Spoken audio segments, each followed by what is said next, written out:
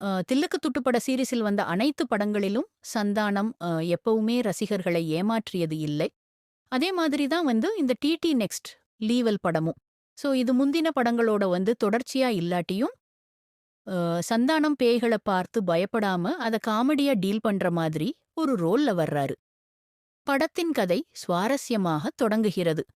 ஒரு தயாரிப்பாளர் தனது படத்திற்கு மோசமான விமர்சனம் எழுதிய கிருஷ்ணா கிச்சா மார்பத்தீவல் என்ற விமர்சகரிடம் பழிவாங்க வேண்டும் என்று திட்டமிடுகிறார். அதற்காக கிருஷ்ணாவையும் அவருடைய குடும்பத்தையும் ஒரு திரைப்படத்துக்குள் அனுப்பி அந்த கதாபாத்திரங்களாக மாற்றுகிறார்.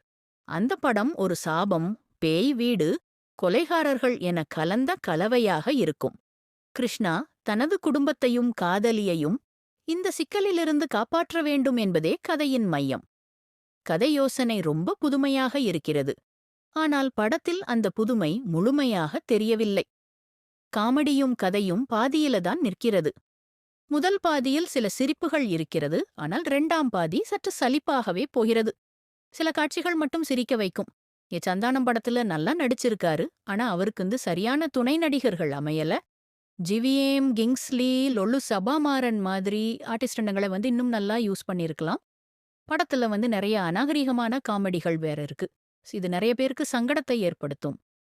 படம் முழுவதும் கதாபாத்திரங்கள் திரைக்கதையை, விமர்சனங்களை, சினிமா உலகை பற்றி பேசிக்கொண்டே இருக்கின்றனர். சில நேரங்களில் இது சுவாரஸ்யமாக இருந்தாலும் அதிகம் பயன்படுத்துவதால் சலிப்பை ஏற்படுத்துகிறது.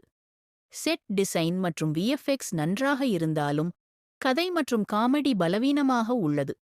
சில காமெடி சீன்களில் தியேட்டரில் நிலவும் அமைதி ஜோக்ஸ் வேலை செய்யவில்லை என்பதற்கான சான்றாக உள்ளது. மெட்டா காமெடியும் சினிமா விமர்சன உலகையும் கலந்த ஒரு முயற்சி இந்த படம்.